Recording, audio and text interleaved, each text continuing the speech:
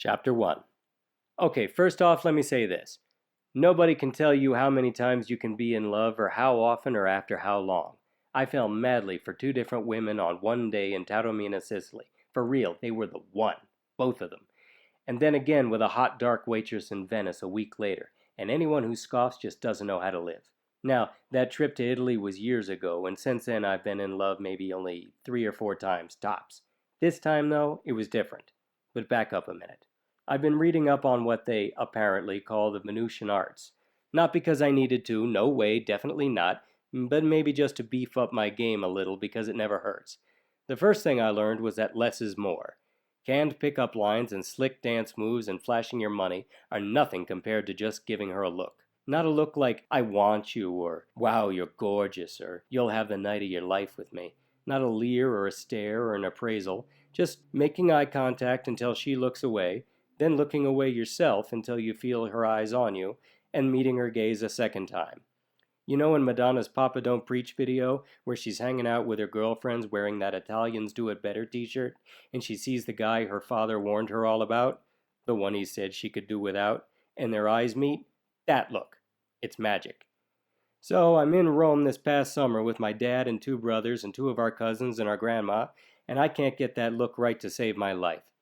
I'd done it a bunch of times in the past by accident, and it worked out fine, but I couldn't contrive it worth a damn.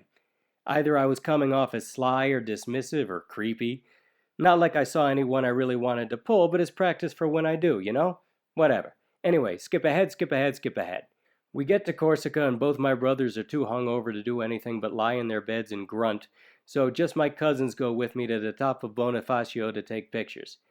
We get a bunch of landscapes and some of this elaborate marble tomb in the graveyard, and some of us just posing, when I try just a plain old glance at this one chick standing with her boyfriend as we're passing by. And we lock eyes. Now, you ever get spotted by a dude when you're eyeing his chick and he decides to make out with her? Kind of a passive-aggressive, non-confrontational marking of territory. Used to be the guy'd come up on me swinging, but since I've been going to the gym and drinking shakes and popping pills, they aren't so quick to throw down. So instead, they grab the girl and kiss her, and show tongue, as if I wouldn't get the hint otherwise. And I'm watching this thinking, take that, dead horse, and that, and that!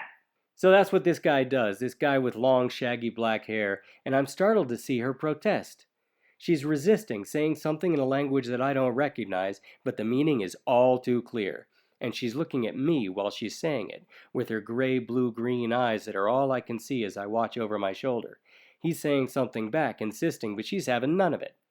We leave the top of the mountain and make our way back to the city, and I try that glance on a few other women that we pass, but they're too into their boyfriends or husbands to respond. Now, I feel I ought to add that I'm not like every other guy you'll meet. I may have only slept with 40-something women, but already I'm, for lack of a better word, bored with it. It's the chase I enjoy, the anticipation, and when I get it right away, I'm disappointed, even a little depressed the next day. When I meet some girl at a club and kiss her all the way to my car, if that isn't as far as we go, in less than an hour I'll be wondering with each thrust if this is what it's all about, if this is what's so coveted by all the world, the end-all be-all. Because if it is so overrated. That's why I'm into creating sexual tension and longing and frustration, to build it up, and sometimes I'll just let the whole thing drop because I know I'll never get disappointed that way. Anyone can tell you that the sex you imagine having is almost always better than real life. She'll always remember you doing such and such, and no matter how good it was, she'll eventually get tired of reliving it in her mind. But if it doesn't happen, she'll spend the rest of her life hypothesizing what it could have been like. It's a kind of immortality, and I can live with that. So, I'm reflecting on this while we're in a souvenir shop, looking at the kind of useless stuff that only reminds you later of having been in a souvenir shop. I went all the way to Corsica to buy this coffee mug, t-shirt, whatever. Stuff you can buy anywhere with a different name on it. Moving out to the front of the store where the postcards are, I see the shaggy black hair and oversized shades of the boyfriend passing in front of me, and right behind, a pretty face with chin-length brown hair that turns gray, blue, green eyes straight into mine. They widen a little, and her face jerks back to stare straight ahead, and I come out of the shop to watch them go. She's wearing a short black dress and flip-flops, and she's big-boned, but not in a bad way. A sturdy kind of way, but with very little fat. Not like those skinny girls that are so popular nowadays that I hate, because making love to them is like humping a bag of chisels. The boyfriend, he's wearing flip-flops too, only her feet are clean and his aren't, and his maroon t-shirt says California something. Just as I'm wondering where they're from, she glances back to see if I'm looking at her still, and this confusion flashes across her face like, what's with this guy? Why is he looking at me? So I turn my gaze to postcards, pulling my shades out of where they hang in the point of my v-neck, and putting them on so she can't tell where my eyes are fixed. When I see her again, she's drifting away from maroon California and looking at me uncertainly. I let her look at me for a moment, because for a tourist I'm close enough to handsome and I'm dressed pretty well. My eyes cut sideways to my reflection in the souvenir shop's glass door propped open with a ship in a bottle to check my hair's not too wind-blown, and I'm alarmed that it is. I cut my eyes back and get my first really good look at her face. She has Cupid's bow lips that are pursed in concentration and a strong jaw with a pointed chin. Above all, she has the face of a sweet person, which I've always preferred. I turn my face back toward hers full on, and she snaps her head away, suddenly absorbed in all the different ice cream flavors on display outside the gelateria.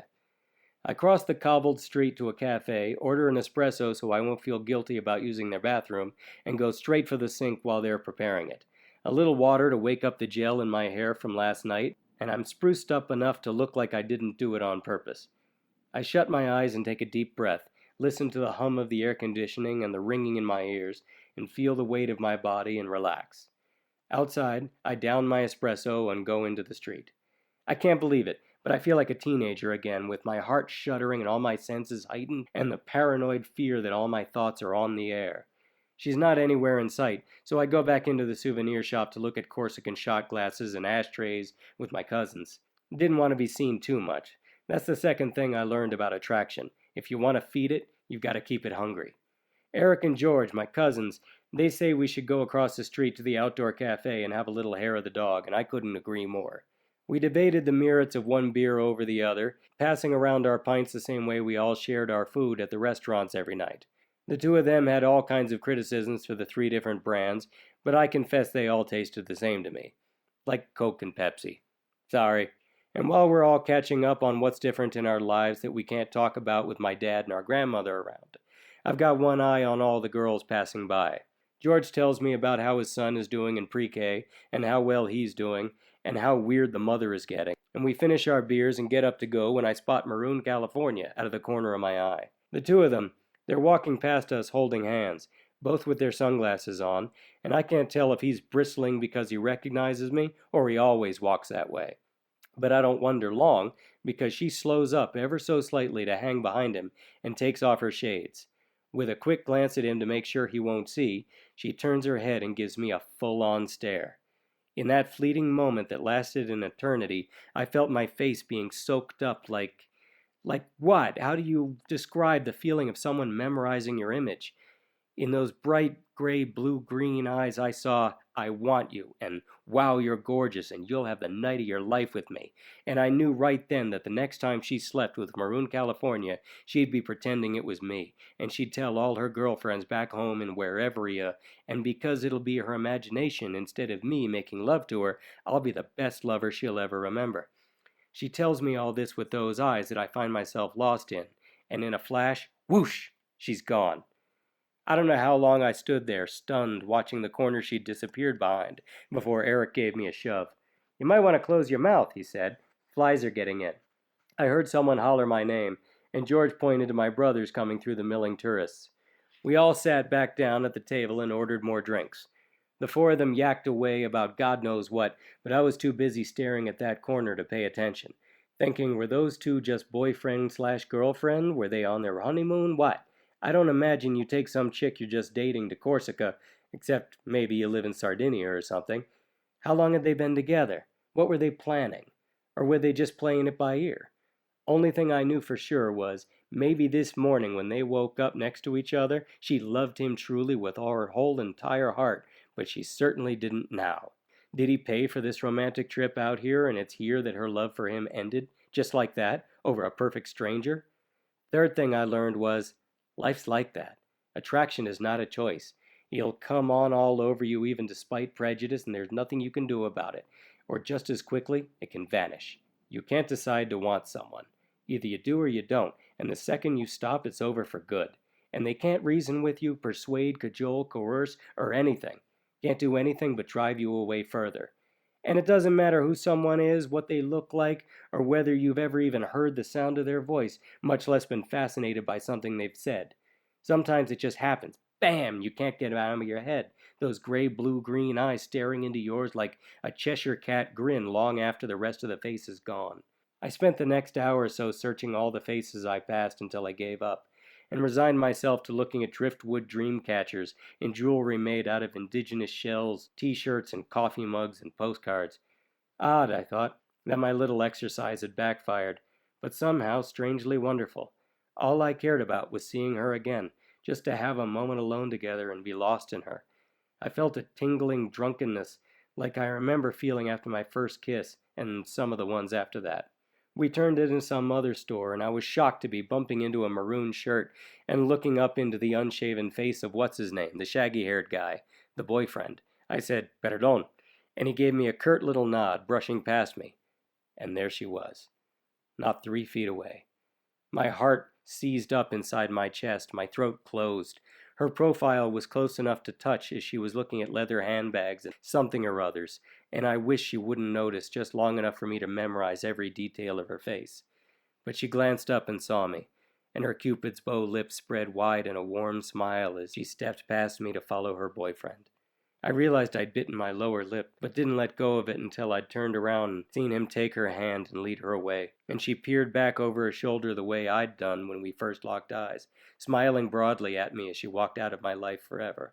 I didn't tell anyone else about what happened, not because they'd tease me for not pursuing, but because I thought I would somehow cheapen it. That night we ate dinner at the outdoor pavilion of a nice restaurant near our marina, and it might have been a coincidence, but the veal chops and sour apricot sauce was the best thing I'd ever eaten in my life. The wine that my family complained about was wonderful, and when a waiter knocked over a glass and spilled my brother's water into my lap, I couldn't bring myself to care. I spent the entire evening keeping a vigil, watching the sidewalks on either side of the pavilion, checking every face that came into view, desperate to see her just one more time, even though I knew it would be better if I didn't. I knew I'd step out of my chair and weave my way in between the tables to stop her, take her face in my hands, and kiss her deeply, no matter where the boyfriend was. I bought a bunch of souvenirs the next day. Corsica has got some indigenous shell they call St. Lucy's Eye, and that's got a cute little swirl on it, and they exploit the hell out of it in earrings, necklaces, bracelets, and whatevers. I brought one of each, ostensibly to give to my girlfriend when I went home. I also had to buy a Corsica shot glass, coffee mug, espresso set, ashtray, anything that would remind me of this great town. I vaguely remember from Sunday school that St. Lucy is the one you prayed to if you'd gone blind or needed glasses or something, because she could restore your sight. It seemed appropriate somehow, but I try not to think about it too much. We're in Sardinia now, and I've seen no women that interest me at all. I wonder if I'll feel the same way when I get home. I wonder if I'll pretend the girl I'm seeing is this one with the chin-length brown hair and the gray-blue-green eyes and the Cupid's bow lips. I don't even know that girl's name, or what country she's from, or how to contact her, or what I'd say if I did, but I have a funny feeling that I'll never forget her. Like she's achieved a kind of immortality. And I can live with that.